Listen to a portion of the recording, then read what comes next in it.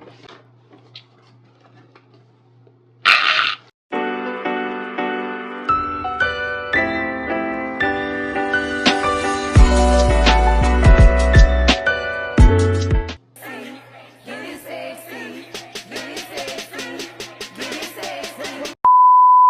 guys, welcome back to the channel. I'm Jay. We are going to be doing a mukbang. And I'm going to be answering some of your questions and your advice on mental health. I think it's really important that we talk about this discussion, especially with the state of the world right now. It's been a month, less than a month in 2025, and it seems like everything is just crashing down. But yeah, we're gonna be talking about mental health today. We're gonna be munching, and we're just gonna spend time together. And I hope you guys enjoy the video. I love you guys. Make sure to like and subscribe, and follow me on Instagram for more content. Let's get started. I'm excited. I got a large Coke, sweet and sour sauce. So I think you know what I got. We have a 20-piece chicken nugget. We have 2 of these. This is not the healthiest, but who cares?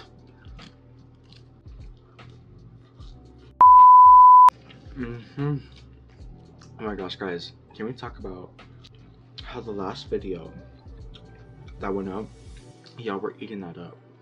400 views in less than 2 days. Y'all did your big one. We're gonna start with the most important question today.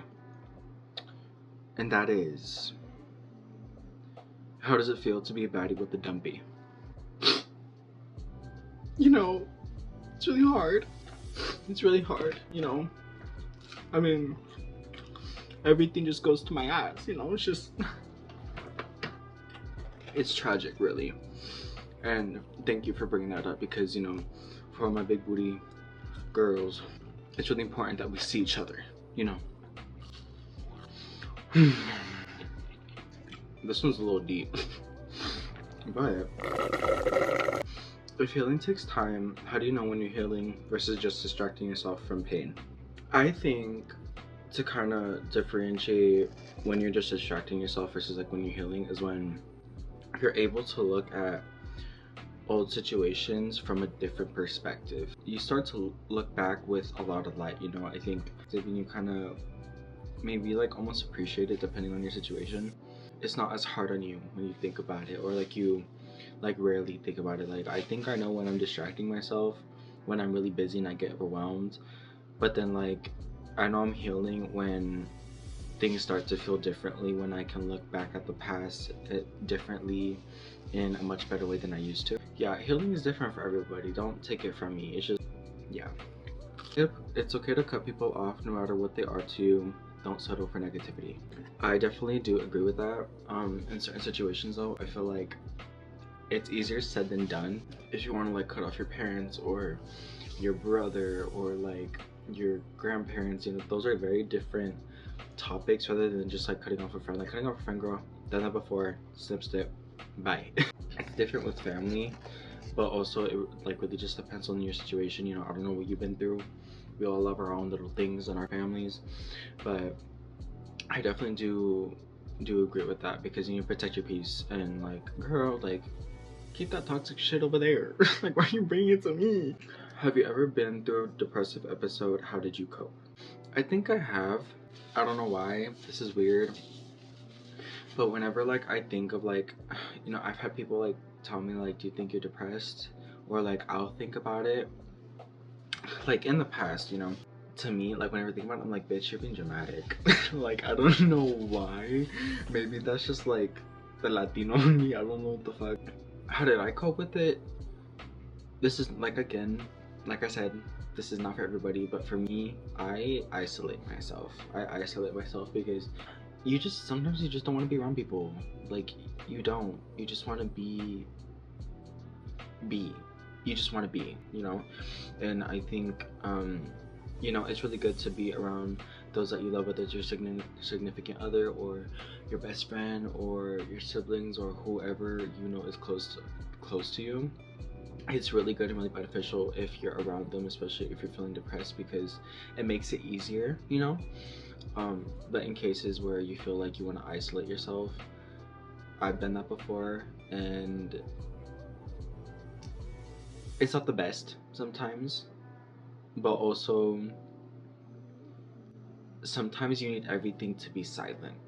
You need everything to be silent. You don't want to talk. You just want to listen to music. You want to draw.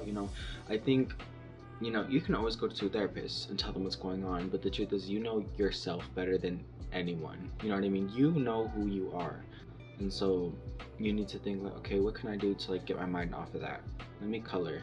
Let me watch YouTube. Let me watch Jay's YouTube video. Or just, anything that could potentially make you smile or happy. I take that as my time to have me time and to maybe rot in bed a little bit, maybe watch YouTube, watch a new movie. It's always good to have you time so you can like rehabilitate yourself and like reboot yourself almost. Yeah, that's just me. Oh my gosh, my throat, y'all, I think I'm getting sick. I've been really stressed and like I had a good cry movie this week. That was good. A good cry. Like y'all know when like you're so like stressed and you feel like you need to cry but you can't cry. I finally cried this week. Like crying helps so much. Just like let it out. Like bitch, I was like and then like I was like done and I was like alright. Let's go work out. Y'all are asking really good questions. Thank you. I love you guys so much. You guys are so supportive. I love you guys. Welcome to my little corner of the internet. If you're new here, I really hope you like it so far. If your perception of reality is shaped by your mental state, how do you know that what you feel is real? That's a good ass question. That's a good ass question. Let me think about that. I don't think we should let our mental state kind of determine how we look at life, because that can be really dangerous. Our minds are so powerful than we think, and it could drive us to do really crazy things, and it could harm others or ourselves. And I think regardless of how you're feeling in your mental state, there's always something to smile at in life. There's always something that's gonna make you happy. There's always something that's gonna give you that dopamine. You know what I mean? Like, you could be sad, you could be depressed, you could be angry, but then you see a funny ass TikTok video and you start laughing. You know what I mean? Like, that's the best way I could really explain it. I don't think we should let our mental state determine how we look at life, because that can be really dangerous. And also, there's always something or someone that's gonna make us smile or laugh. There's always gonna be someone there for us. You're always gonna be there for yourself, but you just have to, own it and really put in that work. Yeah, that's my answer. This Coke is hitting for some reason. I don't know why. Whenever I'm feeling down, I like to write down 3 things I'm grateful for. This is really cute. This is a really good way to get your emotions out. There's always something, to be grateful for, whether it's TikTok, whether it's your family, whether it's your significant other, whatever it may be. There's always something that you can always look at and be like, damn, like I'm grateful for this person, or I'm grateful that I have a 10-piece chicken nugget, or in my case 20-piece. Journaling is so good for you. I have a journal. I think last time I journaled was like last week. It doesn't always have to be serious either. You can literally write anything you want in there.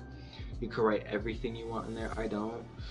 Low-key, I'll be lying in there sometimes. Like, I'll be like, yeah, I'm feeling this, and that because this happened. But I make it like brief. And then in parentheses next to it, I'll be like, whoever's reading this, fuck you. Because I don't trust people. You're not going to read my deepest, darkest secrets. I'm going to know what it is. You won't. Okay? Try me. Is seeking happiness always healthy, or does the pursuit itself create a mental strain? I talked about this with my dad, and this is a conversation that I will like always like keep inside my brain. But I remember one time he told me that happiness can't really be attained. All of us are chasing it, just like how some people chase money.